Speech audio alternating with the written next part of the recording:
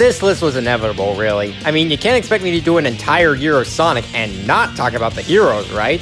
The core Sonic cast is quite large at this point, and more than a few of them are fan favorites. Of course, you have your usual stinkers in there, but for me, there isn't really a character that I actively hate. The worst my attitude gets toward them is mildly annoyed. So with that said, let's establish some rules and qualifications. 1. The hero in question has to be mostly heroic in their actions. Certain characters will be ranked higher or lower depending on the amount of bad things they've done. This is a list about heroes after all, and that unfortunately excludes the Babylon rogues yet again. They may do good deeds on occasion, but they are first and foremost criminals. They may be not enough to be villains, but they are certainly no heroes. And even if I did include them, I wouldn't rank them very high because outside of Jet, there really isn't much to say other than their base personalities. 2. I'm looking at the anthropomorphic side this time, and only the games. I don't want to delve into the legion of characters in the Archie comics. And 3rd, I'll be ranking them based on their personalities and abilities, what they can do, and who they are. Well, that's everything to cover, so let's get started.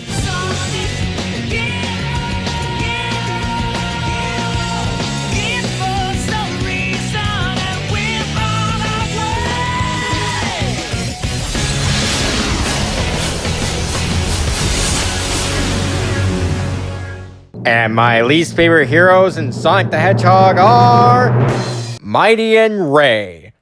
Now before you grab your torches and pitchforks, I have my reasons for putting them at the bottom. And yes, I'm putting both of them together because they're a duo.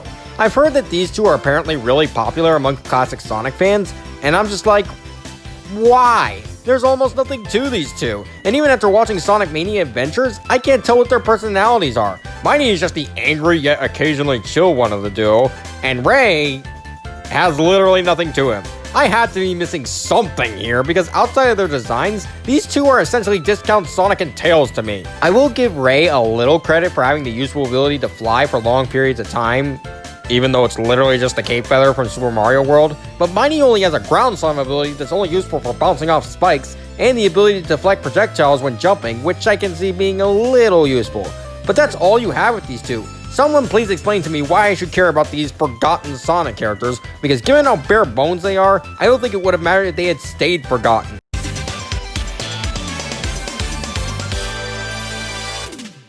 This might not go down well with some fans, but I'll be honest, I don't really like Rouge. The biggest compliment I can give her is that she's really sexy, but other than that, there's very little about her that I can call good. Rouge is a master treasure hunter and a part-time gun agent. She started out infiltrating Eggman's team in order to gather information for the president, but afterwards she became an on and off gun agent. To start off, I'm not the biggest fan of Rouge simply because 4 times out of 5, she's quite a jerk to everyone around her. Sometimes it's simple teasing and flirting, which is fine, but other times it's active insults, which aren't fine. Another thing is, her abilities are boring in my opinion. Like, she can fly with her wings, dig like Knuckles, and kick things. Not the most interesting moveset there. I will give her this much. She is a hero more times than not, and there are a handful of moments where she shows genuine care for Shadow, Omega, and Knuckles. However, she's unpleasant to be around almost every other time, and I seriously hope the few moments of good we've had in the past become the norm for her. Then it's settled. Now you two make up so we can start looking for Eggman together. Oh yeah, baby, this makes us a team. Even as someone who defends Marine, I will admit she's one of the weaker Sonic characters, but not for the reasons you think.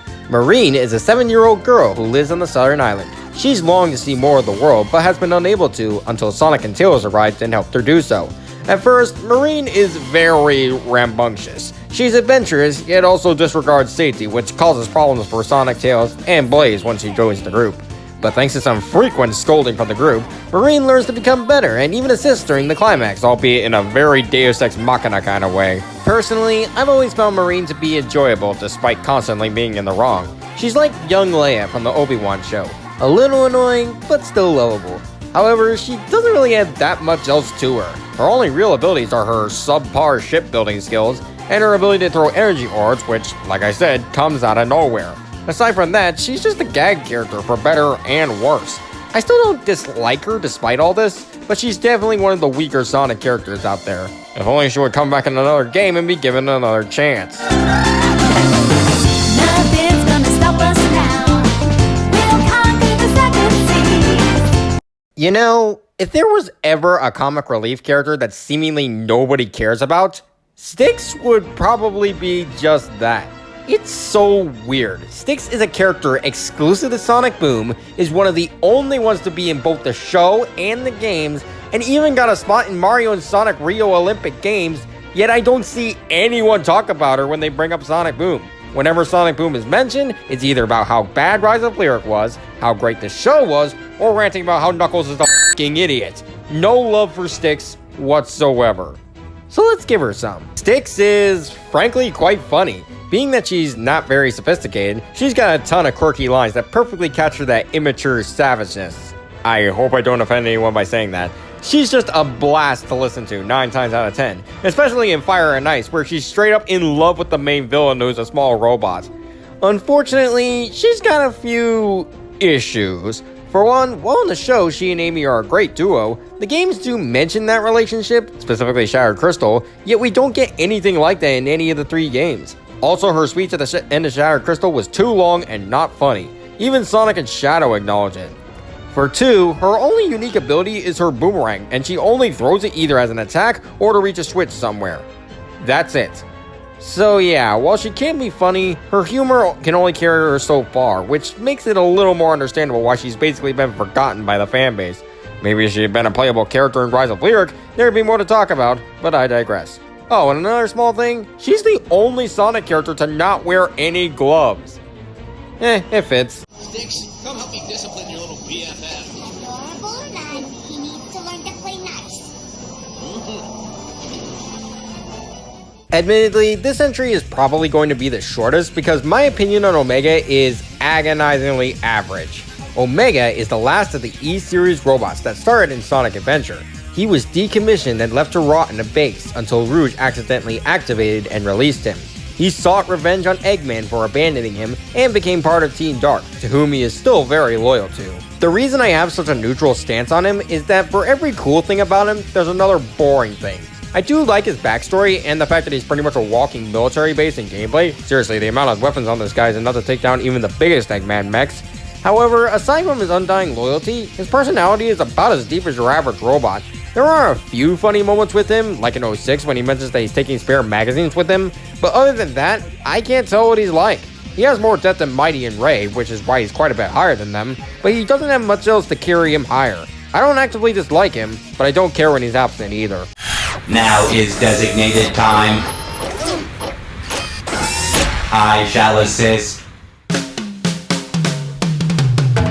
You know, Big is one of those characters that has been through a radical shift in the eyes of the fans. When he first appeared in Sonic Adventure, he was borderline hated simply because of his gameplay, and continued to be hated for a little over a decade.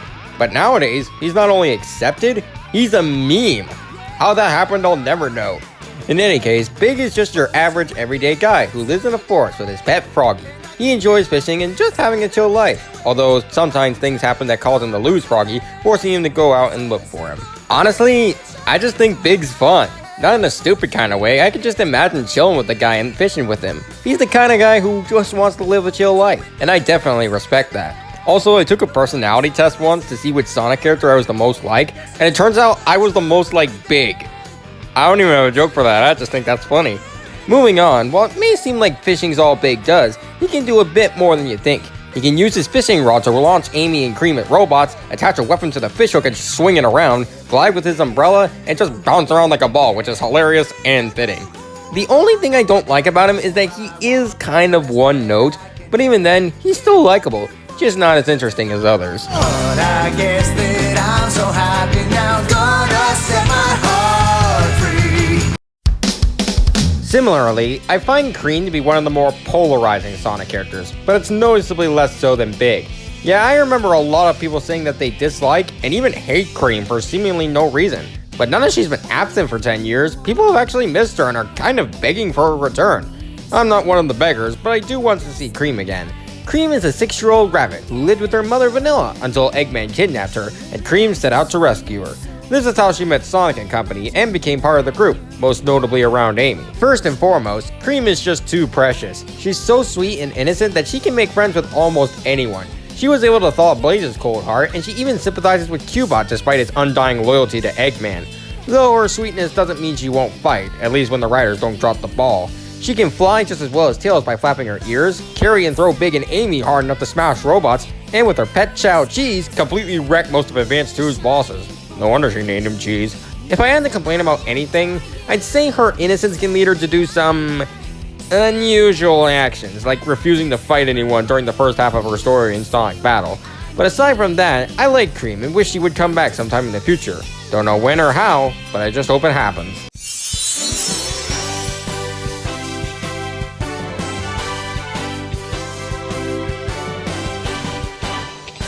They say Sherlock Holmes is the world's greatest detective. However, I prefer to give that title to Team Chaotix. Yup, all three of them go on the same spot because the team is how they were introduced and they work best as that team. Team Chaotix is a detective agency that, more often than not, is flat broke. So they're always willing to thwart Eggman's schemes if it'll pay well. The team consists of 3 members. Vector is the leader of the group and the primary detective. He's a little brash at points, but most of the time, he's the brain solving the problem. Espio is the stealthy ninja and voice of reason in the group. He's the most serious and to-the-point member, but sometimes that can lead to some funny moments. And then there's Charmy. The fandom doesn't really care for him that much, and some even outright hate him, but I don't see why though. Yeah, he can be a little annoying, but not enough to where he's more annoying than your average 6-year-old. Not entirely sure what his role in the group is, but hey, I don't mind him being here. Now then, what is the group capable of? Well, Vector's strong enough to smash through most materials and can apparently sing deadly music notes, as well as blow up balloons. Espio, being the ninja that he is quite speedy and stealthy, and even has some throwing stars that are kinda useless, not gonna lie. And Charmy is strong enough to fly while carrying Espio and Vector, and that stinger of his can do some pretty bad damage. Even though Sega has had the habit of pulling Vector away from his team sometimes, the team is still very much enjoyable to watch. Even when they're flanderized so much that being broke is their only character trait. Some nerve, Professor Quatier. God, we've been had. Just wait a minute. Just listen to me. Take this, you bad man!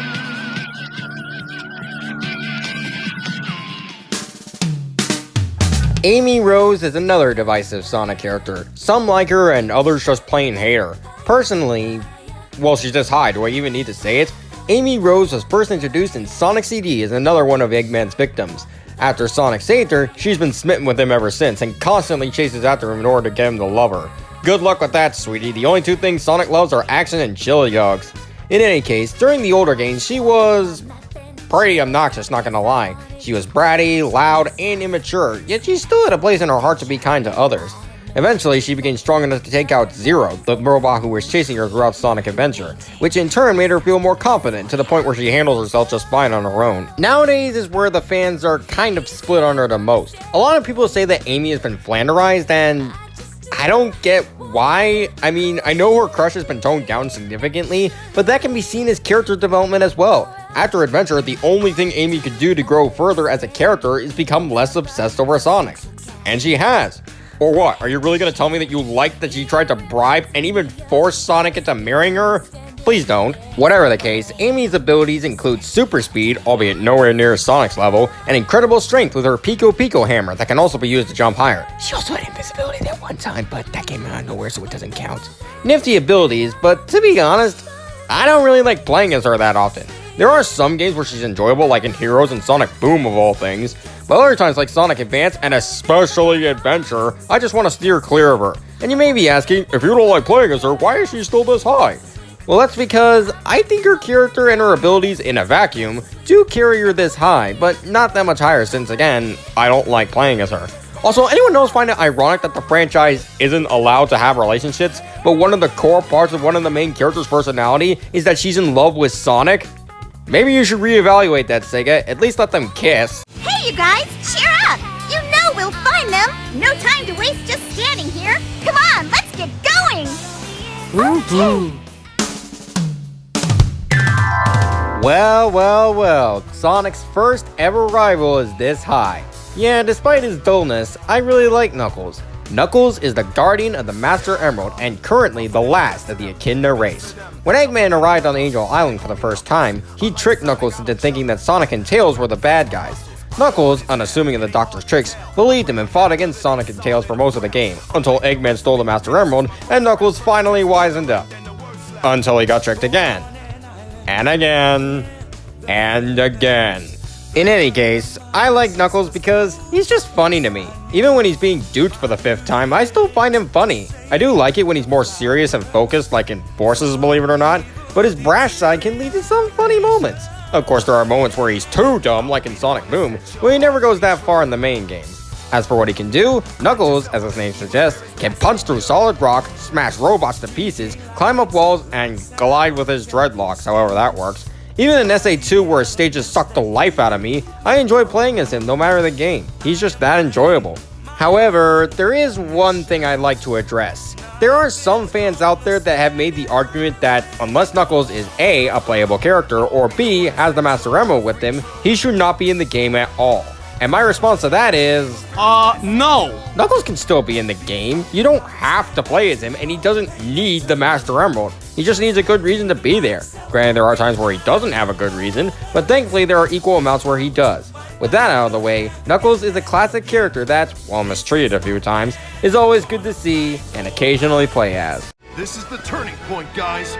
Time to press our advantage and kick major butt!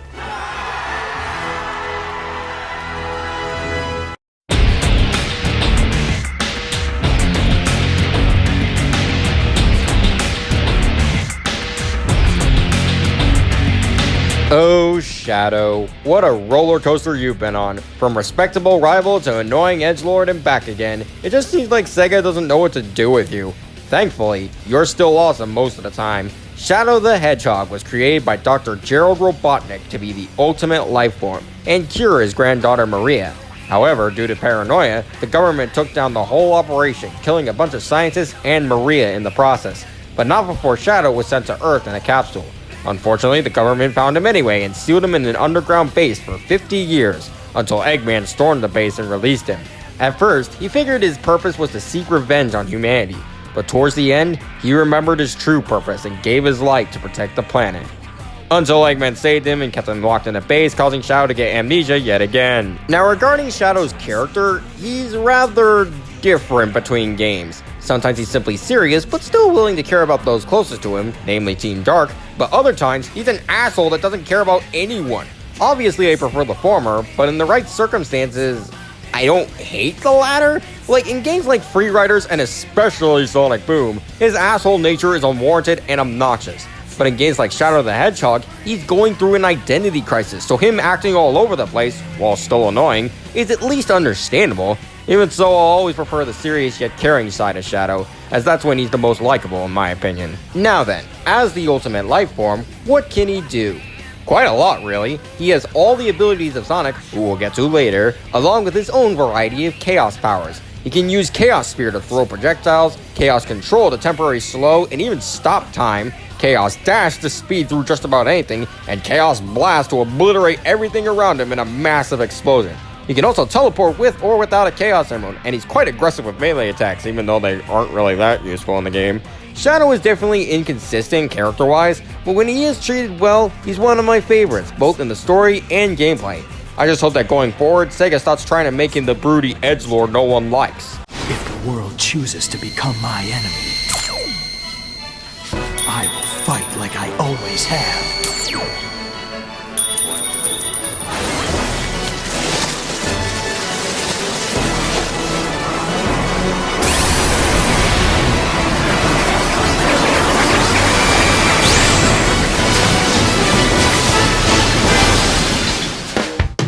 Every hero needs a sidekick, and Sonic has one of the best and most iconic in the form of Miles Prower, aka Tails. Before he met Sonic, Tails was constantly bullied by other foxes for having two tails, but when he saw Sonic, Tails followed him and discovered he could not only keep up with the speedy hedgehog, but also fly with his two tails. Tails is essentially a younger brother to Sonic. He's always by his side, ready to help, but that also led him to become rather reliant on Sonic. Luckily, he learned to become more confident in himself to the point where he can handle most things on his own. Granted, he has regressed in some instances, but most of the time, he's perfectly fine, if a little snarky. As for what he's capable of, like I said earlier, he can fly for a short while with his twin tails, as well as spin dash and perform a tail attack. Not only that, but he's also a genius inventor that has built a number of gadgets. He's got his many planes, one of which doubles as a mech, bombs that he can throw, an actual Mega Buster, and some healing devices to boot. Shame those last two are only in a fighting game. Similarly to Shadow, Tails has been occasionally mistreated, but thankfully he's a lot more faithful to his actual character than Shadow is. However, I will say this, don't whine if he isn't playable in Frontiers. You don't need to play as him, even though he's quite fun to do so. I've built a TV out of paper clips and reprogrammed a supercomputer using dishwashing detergent and a toothpick. I'm not even gonna need the detergent for this one. You know, you'd think a pyrokinetic cat would be a bit more hot-headed, but Blaze is the exact opposite of that. Blaze is the princess of the Soul Dimension and the guardian of the Soul Emeralds, which are basically alternate dimension Chaos Emeralds. One day, Eggman Nega made an alliance with Eggman to gain the power of both sets of emeralds, and Blaze was lured into Sonic's dimension by Eggman. It was there that she met Sonic and company, and with some guidance, and a beatdown from Sonic, she learned to not be so stubborn and accept help from others. Well, in the canon timeline at least. 06 has its own continuity where Blaze is from the future and doesn't really affect the story that much until the end. I like her bond with Silver though, that's pretty nice. Back to the canon timeline, Blaze post-Sonic Rush is quite stoic and reserved. She takes her role as seriously as she should and cares greatly for her friends and allies. In gameplay, she's actually not that different from Sonic, but thanks to her pyrokinesis, she has her own unique moves. She can use her fire to hover, create flame geysers, perform a spin attack, and make a flaming pirouette. She can also kick pretty darn hard, though sadly none of the games she's in utilize this. She's the stoic badass of the group through and through, and I would definitely love to play as her in a future game. Or better yet, give her her own game, though I would prefer someone else getting his own game first. Don't worry, we're almost to him.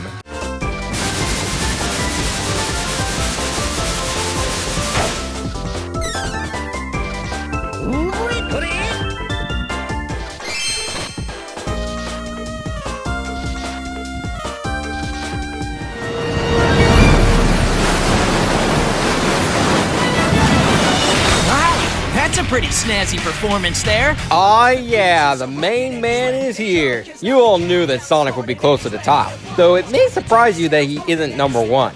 Sonic the Hedgehog is the poster boy of Sega and the main hero of his franchise. From the beginning, he's been the representation of the 90s, though it was dialed back as the games went on. I love how confident Sonic is throughout the games, always willing to take a jab at Eggman or whoever else he's fighting. And the zingers he has are seemingly endless, though some are more cheesy than others. However, he's not always cocky. If the situation is severe enough, he will take it seriously and quit the jokes until the problem is solved. It's that side of him that really balances out his character and makes him a bit more endearing. Now let's get to his abilities. As the main character, he's got quite a lot of moves across the games. He can spin dash, homing attack, boost through hordes of robots, slide under obstacles, kick enemies away, and occasionally throw some hands on his opponents. There's also Unleashed where he turned into the Werehog and pretty much became Kratos from God of War, brutality and all, minus the gore. And Frontiers, which is going to expand his moveset tenfold. Seriously, I can't wait to do all these epic attacks in the open zone. I have heard a couple people say that his 90s attitude hasn't aged that well, and in certain aspects, I can see where they're coming from. In fact, that's the one thing that keeps him from being number one. But even then, I still love the blue blur whenever he appears, and I hope he continues to be amazing in the coming years. Piece of cake! You may be wondering by now, if Sonic isn't my favorite, who is? Well, Sonic may have gotten the silver, but for once, it seems the silver got the gold.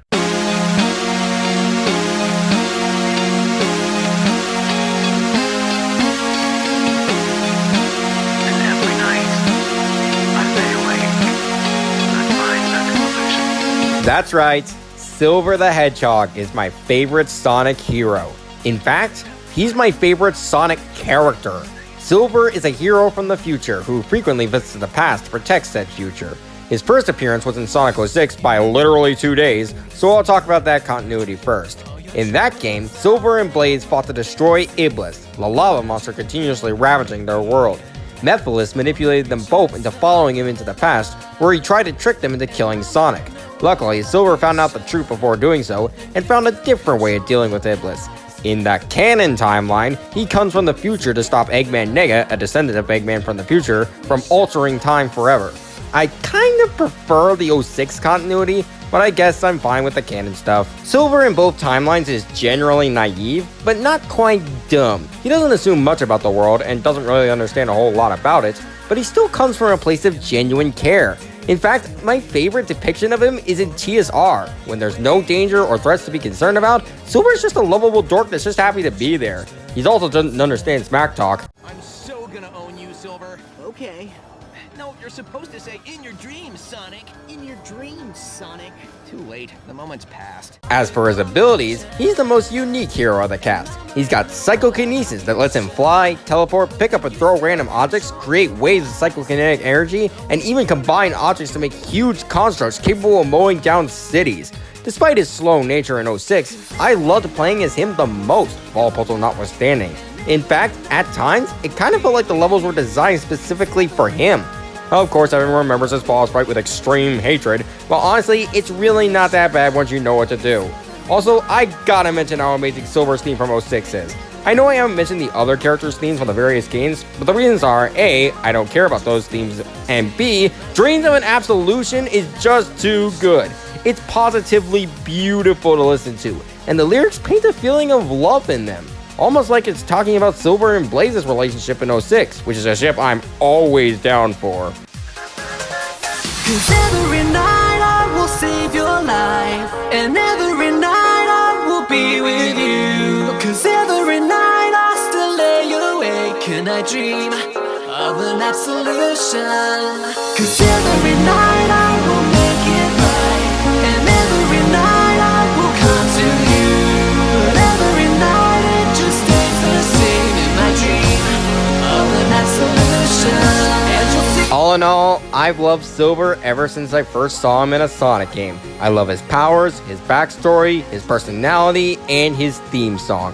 Plus, he's probably one of the purest heroes in the games. Even when he's doing something kinda bad, it comes from a place of genuine concern. The whole reason he tried to kill Sonic in 06 is because he genuinely thought it would save the future. He's so good-natured that I can't help but like him even in his worst moments, which are thankfully few and far between. Now, if only Sega would just give him his own game already. I'm Tony Sonic, and let me know what you all think is your favorite hero in the comments below. I'm sorry this video took so long to make. I had a serious case of lack of motivation, as well as some in real life problems, which is why I'm in a different room. But thankfully I managed through it and gave you all this video. Shout out to the Super Hogs as always, and next time will be a more divisive Sonic game. It has my vote for a great game, but unfortunately a lot of other people hate it. See you next time!